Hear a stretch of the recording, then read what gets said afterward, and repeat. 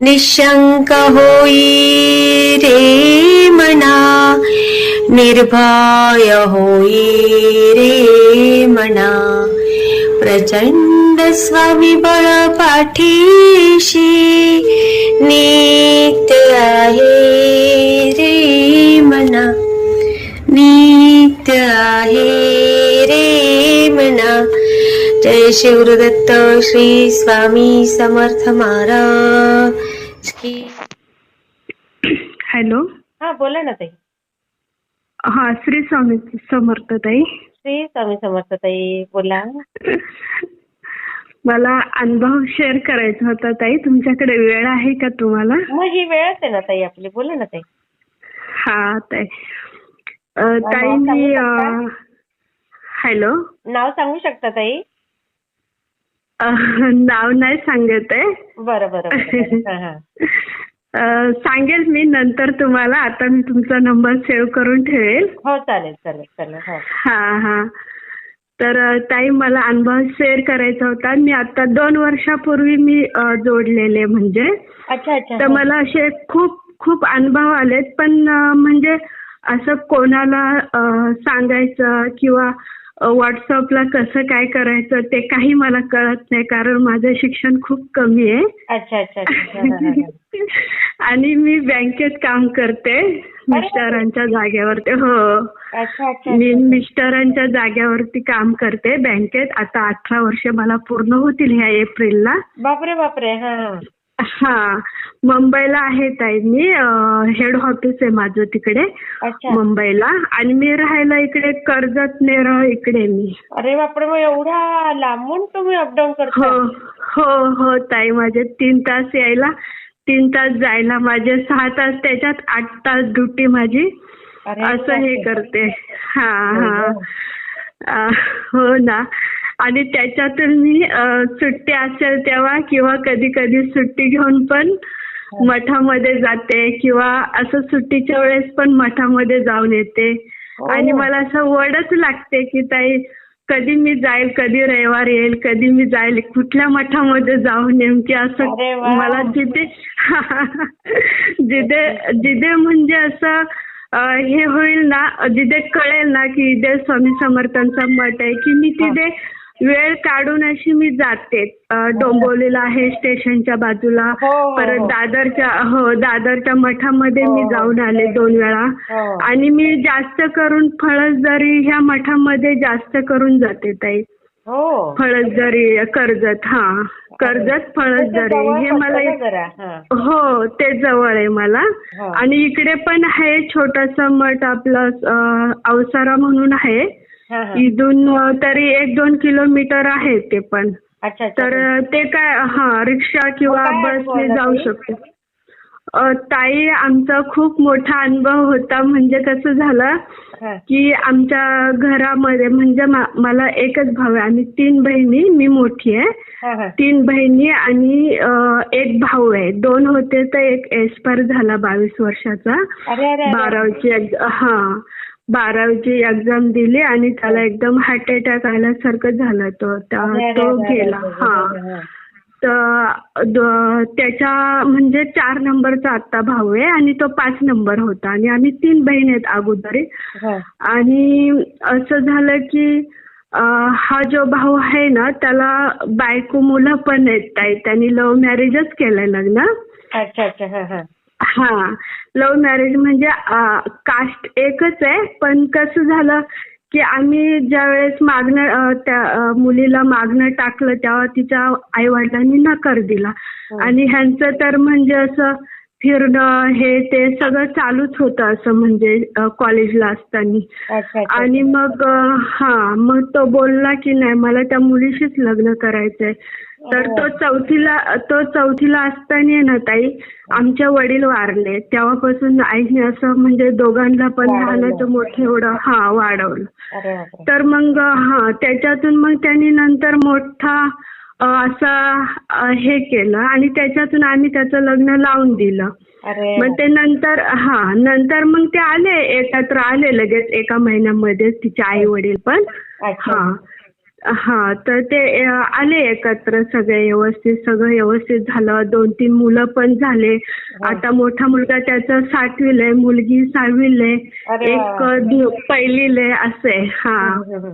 तर त्याच्यात पण मोठा संकट आलं ताई त्या दोघांमध्ये. असं एवढा मोठा संकट आला की एकदम वादळच आलं म्हणायचं मला असं. तर कसं झालं की तो कंपनीला कामाला जायचा ना, हा, हा. तर तिकडे म्हणजे त्याचं ते बाहेर जमलेलं असं एकदम म्हणजे जवळ जवळच आलेलं त्यांचं एकदम. अच्छा अच्छा. हा, आणि मग आणि बायकोला माहित झालं ना, आता घरी आई असायची, 3 छोटे मुलं असायचे आणि बायकोला माहित झालं ते सगळं, त्याचे फोटो बिटो काय काय तिने बघितलं.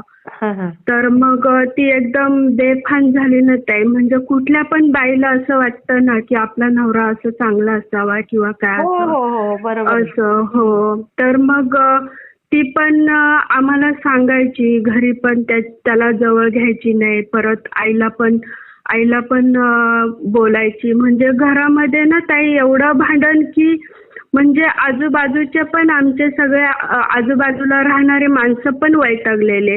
मग मी सुट्टी काढून गेलेले 8 दिवस. बघितलं मी त्यांची मजा. तर सकाळी नाही झालं तर संध्याकाळी होणार म्हणजे होणारच असं म्हणजे ठरलेलं रोजचं. आणि ते पण असं तसं नाही की एखाद्याचा जीव जायची पाळी किंवा असं म्हणजे काहीतरी व्हायची पाळी असं घरामध्ये. इतकं भयंकर झालं होतं ना ते. तर ती आहे ना, त्याला आम्ही काय म्हणायचो की तू शांत घे, आता तुला माहित झालंय ना ते, तर तू शांत घे, आम्ही आहेत ना तुझ्यासोबत, आम्ही आहेत तुझ्यासोबत. सगळे तिला धीर द्यायचे, आम्ही आहेत. पण तिचं ना म्हणजे आम्ही काय बोलतो काय नाही असं एकदम म्हणजे एकदम ह्याच्यामध्ये कोमामध्ये गेल्यासारखं कसं तसं. मुलांकडे लक्ष नाही काय नाही, फक्त तिच्या डोक्यामध्ये तोच विचार घुमायचा असा म्हणजे. तर मग आईला पण बरे वाटे ना म्हणजे ह्यांची भांडणं बघून असं. मग आई आहे ना एक दिवस दवाखान्यामध्ये गेली, सरकारी दवाखान्यामध्ये. तिथे बाजूला दवाखाना आहे. तर मग तिथे ना एक नर्स होती ताई आईच्या ओळखीची. त्या ताई आमच्या घरी येऊन चहा बिया पिऊन गेलेल्या. त्यांना सगळं आमच्या घरची परिस्थिती माहिती कसं काय आहे ते. तर मग मग त्या बोलायला लागल्या आईला की मावशी का असं होतं. बोलते तुम्हाला एक सांगते तेवढं करा तुम्ही, बघा त्याच्यातून काय फरक पडला तर. बोलते एवढं नाही करायला पाहिजे.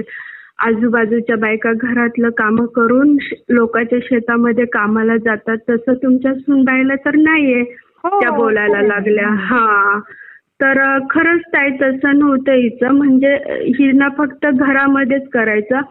फक्त त्यांची भांडणं ह्या गोष्टीवरून व्हायचे, एवढे व्हायचे की एखाद्याचा जीव जायची पाळी. म्हणजे त्यांना एकमेकाचा जीवाचा परवाच नाही. तिने ताई हात कापून पण, हाताची नस पण कापून घेतलेली. तिथे पण मी तिला तिथे पण मी इकडून जाऊ नये ना तिला 8 दिवसांनी. म्हणजे मला काय एवढं वाटलं नॉर्मल केलं असेल काहीतरी ना.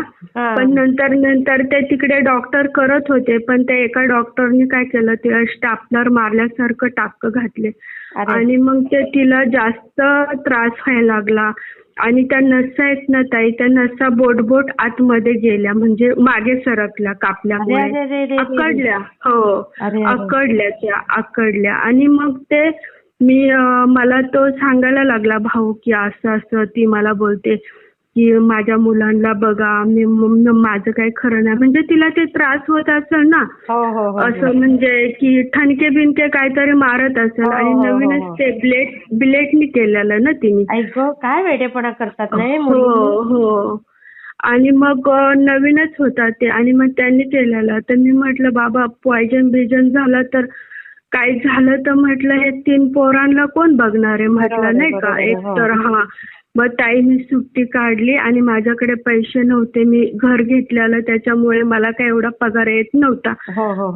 पगार माझं कट होऊन जायचं. पण माझ्याकडे दागिने होते ताई. मग मी ना त्याच्यामधला एक दागिना नेऊन तिकडेच ठेवला, त्याच्या नावावरती, भावाच्या नावावरतीच ठेवला. आणि मग डॉक्टरला विचारलं किती पैसे लागतील काय होईल. मग त्याप्रमाणे असं ते जास्त मी पैसे काढले. बोले मेडिकल आलं काय असं म्हणजे येतच ना खर्च.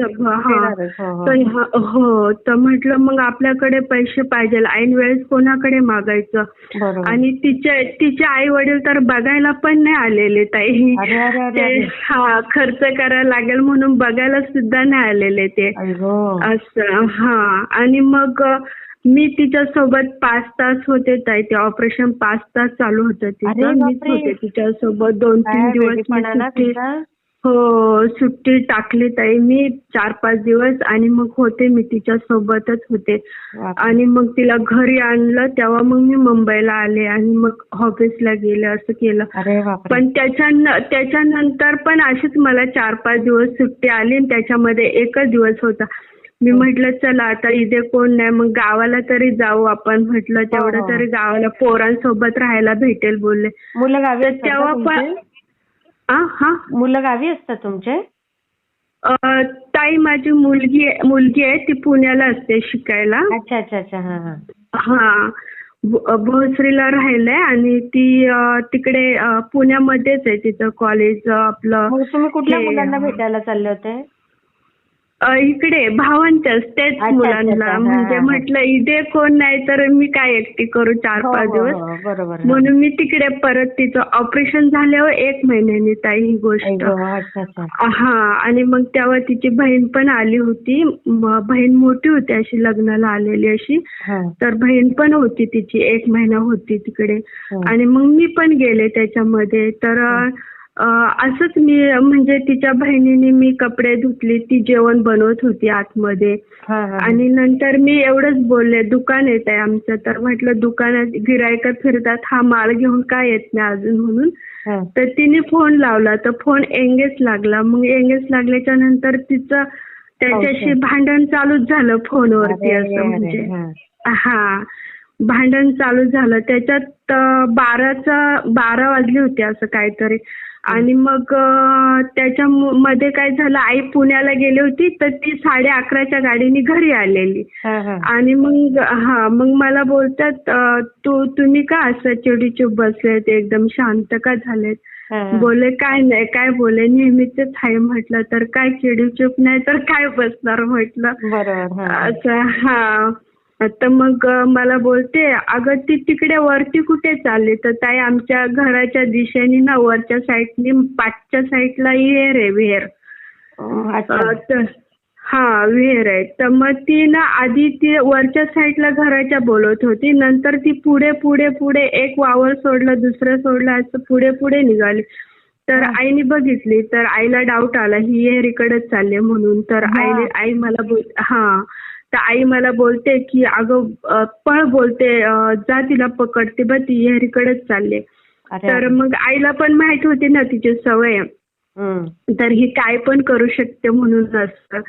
तर मग मी खालून गेले आणि ती वरून पण ती ताई मला आवरलीच नाही. ती खूप पुढे होती. पण मी खालून गेले ना तर ते असं म्हणजे गाळ असतो चिखल असतो आणि ते ट्रॅक्टरनी ना असं हे केलेलं ते नांगरलेलं सगळं ना. तर त्याच्यामध्ये ना माझे पाय जाऊन गुंतले. तर एक पाय काढते एक पाय ठेवते एक पाय काढते ठेवते. आणि तेवढ्यामध्ये ती पुढे जाऊ नये ना एकदम म्हणजे असं वर हात करू नये ना उडी मारली. तिची बहीण पण माझ्या पाठीमागे होती. ती पण येत होती मी पण. आणि मग उडी मारली. तर म्हटलं आता जाऊ दे आता काय व्हायचं ते होऊ दे. इथे तर आजूबाजूला कोण नाही काढायला तिला आणि आपल्याला काय ते विहिरीत जाता येणार नाही म्हटलं असं. पण ती विहिरीचं पाणी ना ताई वरतीच होतं आणि विहीर खूप खोल आहे असं. तर मग तिला पोहता येत होतं. तर ती आहे ना खालतीला दरवाजाला उडी मारली तर वरतीला दरवाजाला मी जाईपर्यंत तिची बहीण जाईपर्यंत ती वरती चिपकली होती. असं म्हणजे पाठच्या दरवाजाला चिपकली होती. 2 दरवाजे होते ना विहिरीला. तर मग मी जाऊ नये ना मी बरेच खाली अशी हे केलं. आणि मग एक पाय खाली आतमधून ठेवला आणि तिला ना एका खवाटाला पकडूनच ठेवलं. मग आईने तिथून आजूबाजूला पोरांना बोलवलं. मग ते पोरं पण माझ्या पाठीमागे आले पळत आमच्या. आणि मग त्यांनी खाली उतरून तिला वरती काढली असं आणि मग आणलं घरी. अशी करायची खूप खूप आवड म्हणजे मला पण वेड्यासारखी. होती, हा हो खूप येड्यासारखे म्हणजे तिला ना ताई असं म्हणजे घरामध्ये चांगलं राहू नये की काय असं म्हणजे तिला केलं. पण ती ना असं बोलायची मला मध्ये मध्ये की ताई मला काय होतं ना माझं मलाच कळत नाही बोलायची. मला काय अच्छा. होतं माझं मलाच कळत नाही. हा अरे बापरे. अशी बोलायची. हा मग आता ह्याला उपाय काय करायचा म्हटलं. मग ते आईने मला ते सांगितलं हं. की मला असं वाटतं की आमच्या आईचे खूप मोठे पुण्य असतील म्हणून तिला ह्या संकटातून बाहेर काढलं. वापरलं. हो हो की हो. त्या ताई भेटल्या आईला हॉस्पिटलला आणि त्यांनी सांगितलं तर त्या काय बोललेल्या हं. की तारक मंत्र तुम्ही बोला आणि एक अगरबत्ती नाही तारक मंत्र नाही श्री स्वामी समर्थ नामजप करा आणि एक अगरबत्ती लावून आहे ना पेल्यामध्ये किंवा ग्लासमध्ये पाणी घ्या हा, हा. आणि एक अगरबत्ती लावा आणि तुम्ही श्री स्वामी समर्थ नामजप करा. जर तुम्हाला कोणी काय केलं असेल ना तर ते सगळं आपोआप निवारा होईल बोलले. त्याचं एवढं तुम्ही करत राहा. एवढी सेवा सांगितली त्या ताईने आईला.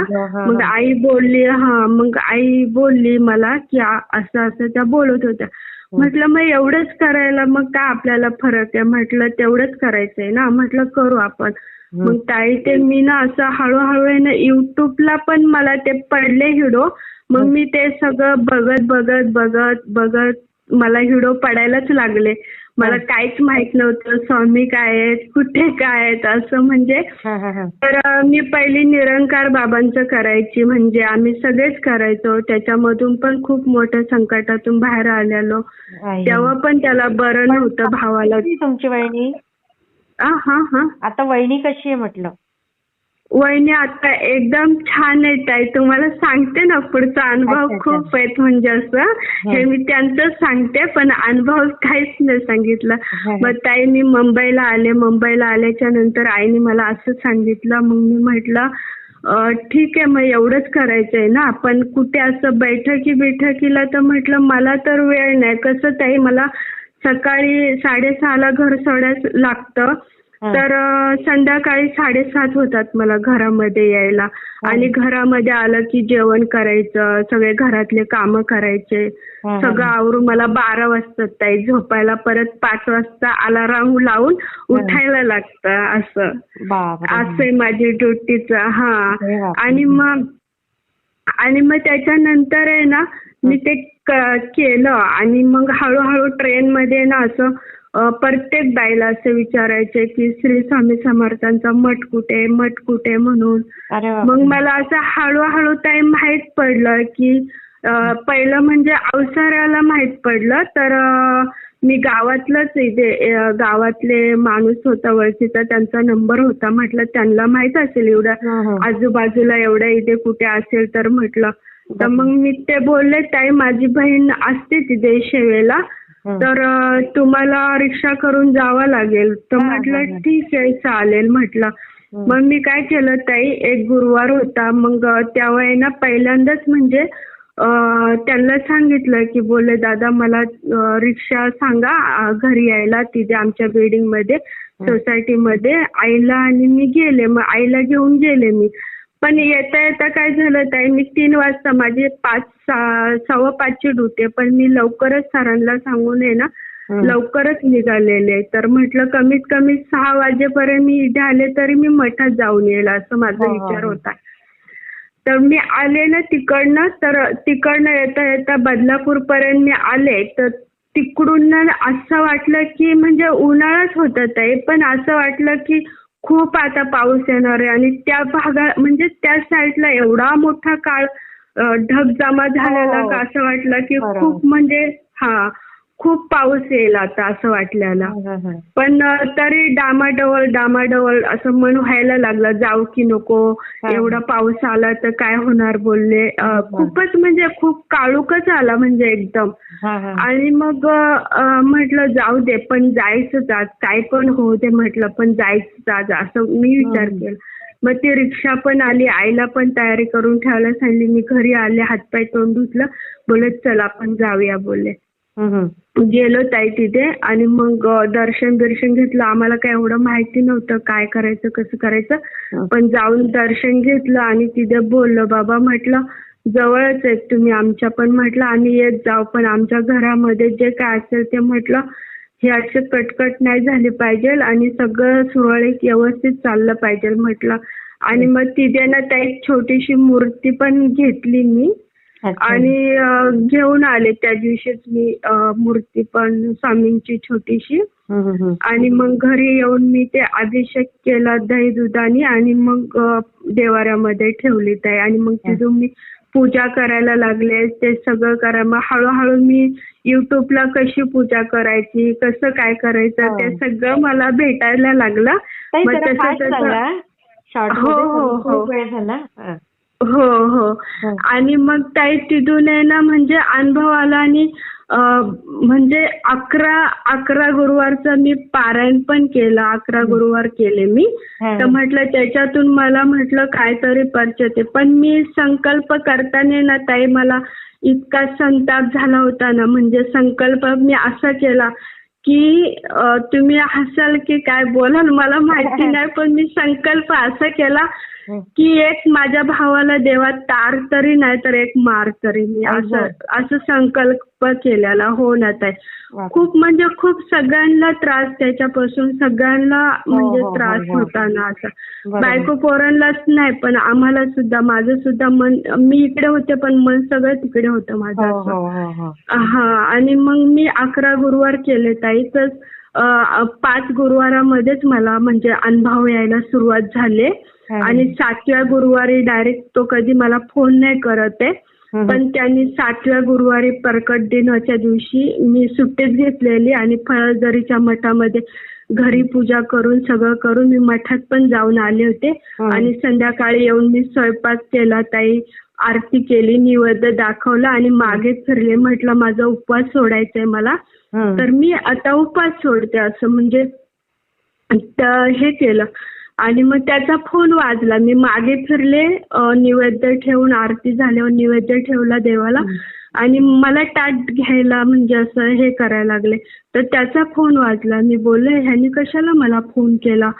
आणि मग फोन केल्याच्या नंतर ताई म्हणजे अगोदर त्यांनी एवढ्या दिवस आम्हाला कधीच काय सांगितलं नाही. आम्ही विचारायचो पण तो काहीच नाही बोलायचा की नाही तसं काय नाही असंच करायचं असंच करायचं. आणि मग त्या दिवशी ना तो सगळं सांगायला लागला मला.